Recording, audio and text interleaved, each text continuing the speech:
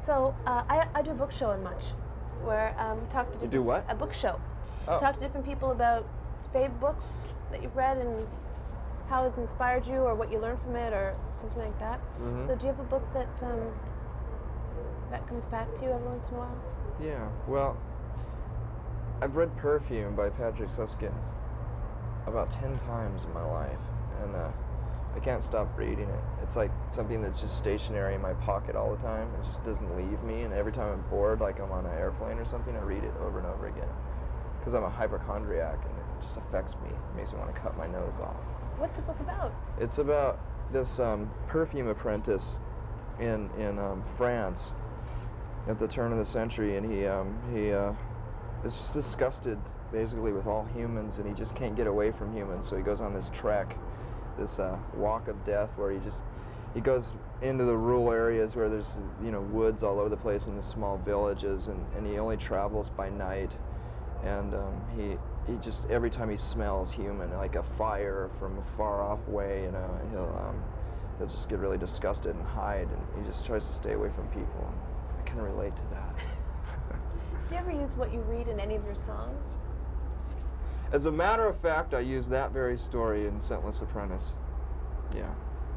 So that's really one of the first times that I've ever used an actual story, as a book, as an example of a song.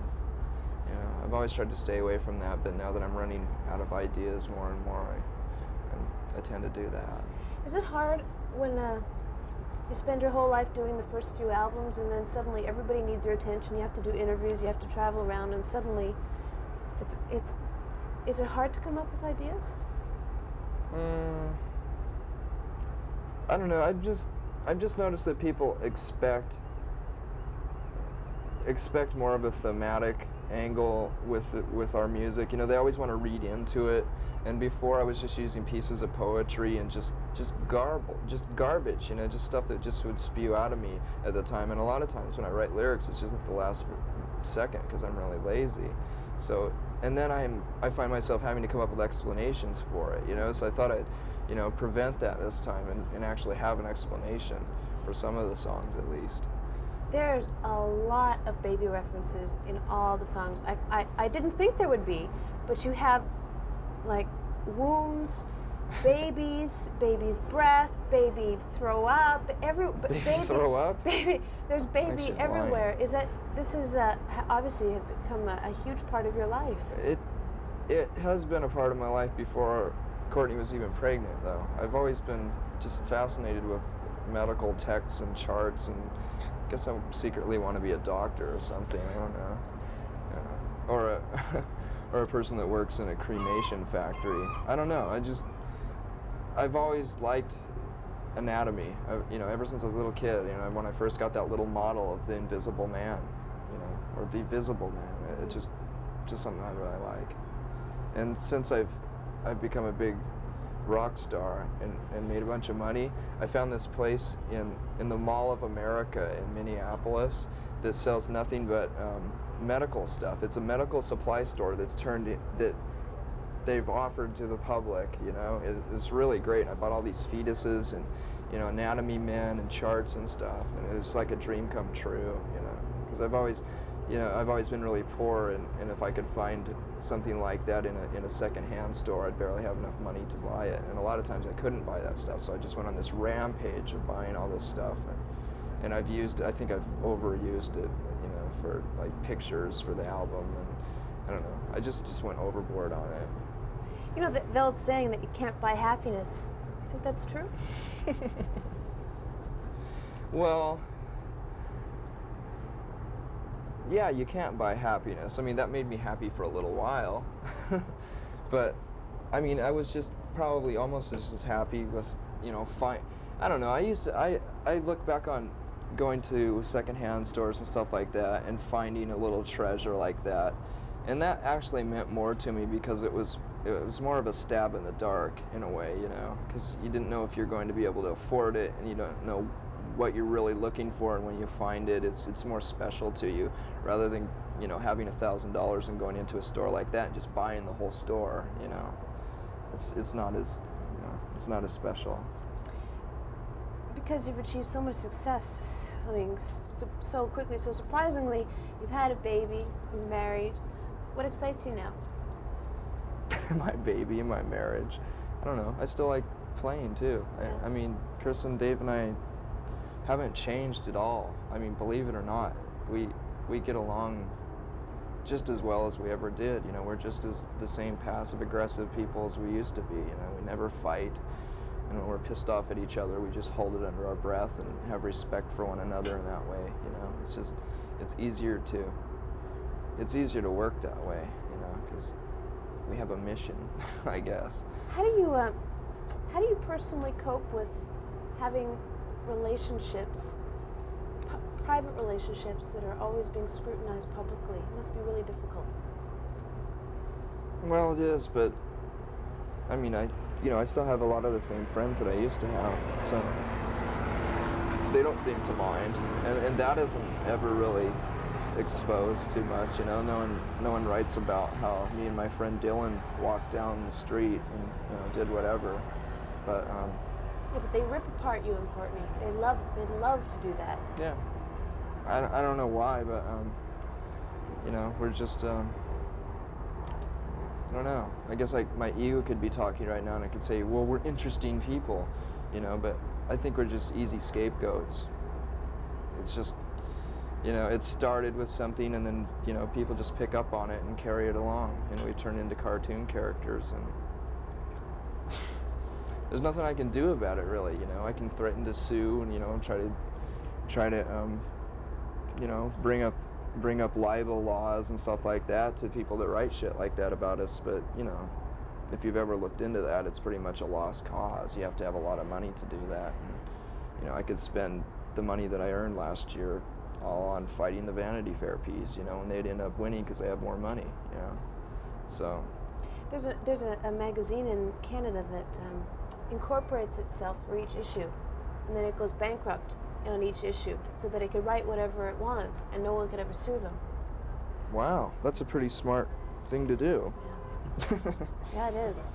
That kind of reminds me of how a lot of stations in the States got a hold of our new album, but it was like someone had anonymously sent them like 5th generation cassette copies of our new album, and in order for them to play it, they started on the weekend at 5 o'clock, like on Friday nights. That way they could play it throughout the rest of the weekend without having a counsel, sue them.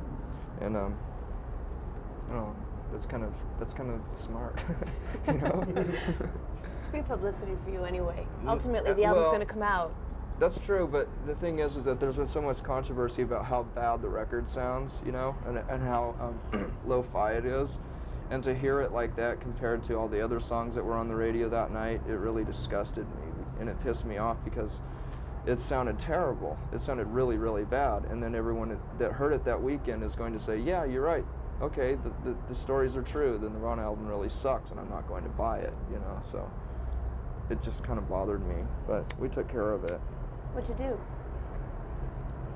Well, I thought maybe we should hire a lawyer to stop them to do it. Then instead I just decided to hire a hitman. Pardon me? Nothing. Erase that. No, we just called them up on Monday and told them to stop. And they went, oh, okay. Well, our lawyer did that. Yeah. Isn't that a weird world for you to suddenly have lawyers and like people who do stuff like that for you? Yeah. It's totally unnecessary too.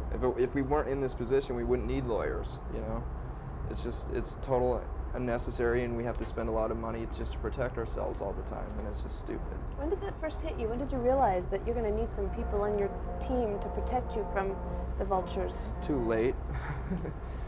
Much after the fact, after we'd already been damaged to a point where it almost didn't do any good, But I don't know, it was just a weird realization one day, Wow, I have to, and I can see how like rock and roll stars will all of a sudden, will almost compromise their music to make sure that they sell the same amount of records next year because they've spent all their money on lawyers and protecting themselves last year, But I mean, we obviously haven't done that. I mean, I don't know, maybe you might not have noticed, but the record isn't as commercial as the last one, so.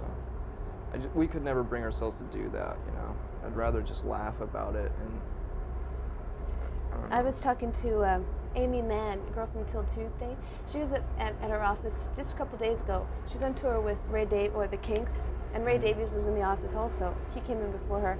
And I had mentioned to her that he was very nice, but really eccentric when I was talking to him, kind of nutty. And she said, well, you know, there's a lot of people who have been around the record business for those many years, and most of them are kind of nutty.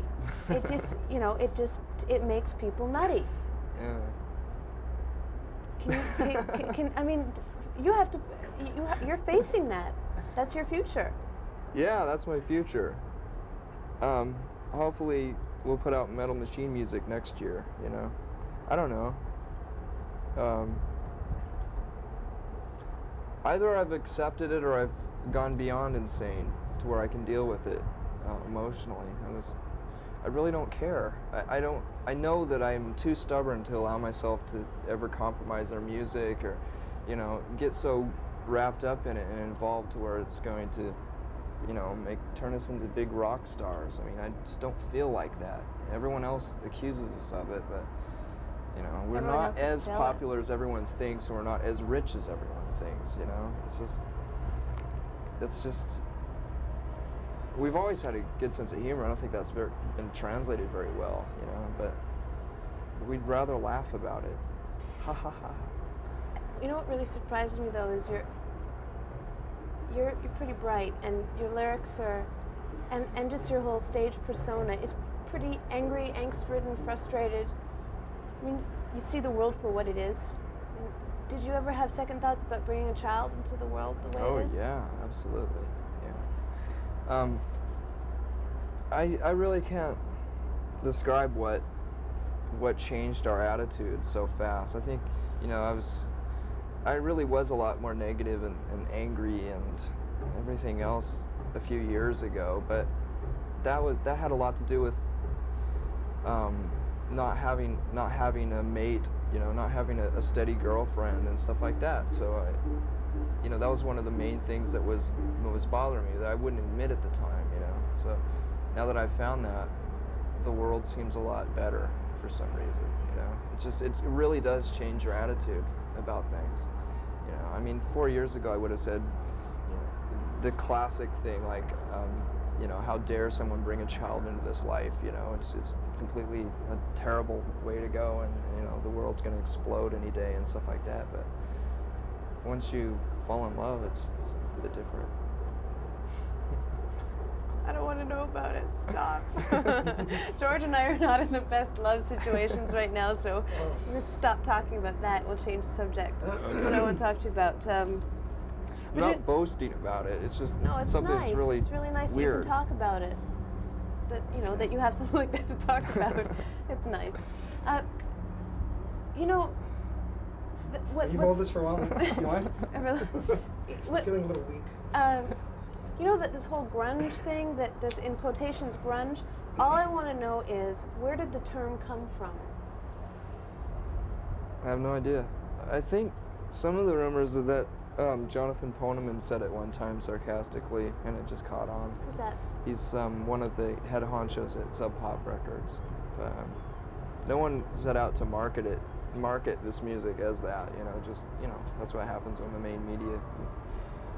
media catches on. You know, they have to call it something. I like it as much as new wave. I would have been proud to be a new waver, you know, 15 years ago. Oh yeah, well, we were about the same age. I was into new wave, absolutely. Do you think you Me have too. some of the same? Is there anything the same between your music and new wave?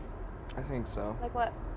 Well, like, you know, new wave was just a progression from punk rock and a mutation of punk rock, you know, and it was more commercial, more palatable, you know. It had, you know, punk rock roots, and it was easier to swallow for the media and middle America and the middle of the world, and it's just, you know, that's what I kind of think about our music. Are you worried about a Nirvana backlash? Hasn't that already been over with? Hasn't that already happened? I don't know. Sure. No. I don't know. Okay. What else I want to talk to you about? But we're getting more new wave as the days go by. I think we're going to reinvent new wave and bring back breakdancing. I'd really like to bring back new wave and breakdancing, you know, meld it to something. I don't know. That's what our new music is sounding like. We're using a lot more effects boxes, and we haven't resorted to skinny ties, but we're gonna. I think our music's. You know, this album's like the closing of the chapter of the formula we've been using. You know, it's like grunge is really kind of boring for us. You know, it's something we can't deny, and we're not gonna stop playing the old songs live. Whoops, and but you know. Our tastes are just changing so rapidly that we're really experimenting with a lot of stuff, and it might get too indulgent and be really embarrassing for the next album, but we can't put out another album, and this is just like the last chapter of 3-chord grunge music for us. And it was an easy thing to do and a safe thing to do because we knew it's still popular, you know, but we had to get it out of our systems. How come you are so nice, and you seem so comfortable with yourself? Something must have really happened in the last couple of years. Is it just falling in love? No. What happened? I've always been a nice guy. Maybe you were afraid to show it before. How's that? Well, what? I don't know. You've never met me before. I never met you before, but I know that other people who have had the opportunity to interview, and they said, oh, he hates doing interviews. He's not going to want to talk about anything. Well, and I said, well, you know, whatever. Who knows? And you're just like exactly the opposite of. It just depends on what mood I'm in, really. Yeah, I'm kind of a moody person, and a lot of times when someone has had the chance to talk to me, I've probably been on tour, or I've probably gone through an exhaustive time where I've talked about myself for hours and hours, and this week I haven't had to talk about myself very much, so Lucky probably me. more cooperative. I think one of the interesting things about Nirvana that you don't really talk about that much is that you're very concerned about sexism. I like that. That's good. So how do you make people aware of that problem? By writing songs as blunt as Rape Me. Having to resort to doing something like that is almost embarrassing because people didn't understand when we wrote a song like about a girl or Polly, and having to explain that and having misunderstandings about it, I decided to write Rape Me in a way that was just so blunt and obvious that it's like no one could deny it, you know, no one could read into it any other way, you know, although some people have actually, because some of the lyrics in it, some people have thought that maybe it has something to do with my disgust with the media and the way they've treated us and stuff like that, but it's not true. That's not what the song's about at all. It's just my way of, in a sarcastic way almost, of like just saying how obvious do we have to be, you know. And I guess we don't talk about those kind of things that, you know, that are really important to us because I don't want to be thought of as like nothing more than a PC band, you know. I mean, we're entertainers. You know, that's what music is, and so it's really hard to, you know, step over the lines, you know. It's that you have so much power because that camera's on you. And right, and you can use it. Yeah, well, we try to use our power. I mean, we really have been effective in certain ways, like being associated with this organization called FAIR, and I can't remember it right now because I have a mental block of exactly what it stands for, but it's something like, I can't remember. but they're an organization who looks at the injustices that are they look at the details that surrounds certain issues and certain stories that have been reported in magazines and newspapers like USA Today, who tend to, you know, look over a lot of the facts, and they're pretty much a leftist organization that tries to protect people in certain areas, you know, and they supposedly try as hard as they can to, you know, to deliver the truth. And So, you know, we've done benefits like that for like No on 9 benefits to try to stop Portland's anti-gay laws that they were trying to pass, and we did a Bosnian benefit and stuff like that.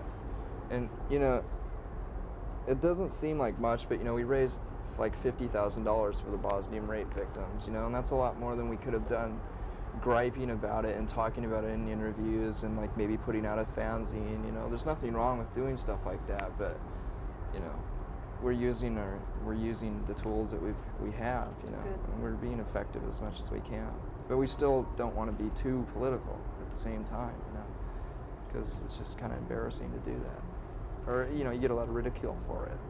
Yeah, but you're doing what you believe in, and that's the most important thing. Well, it's hard not to, you know.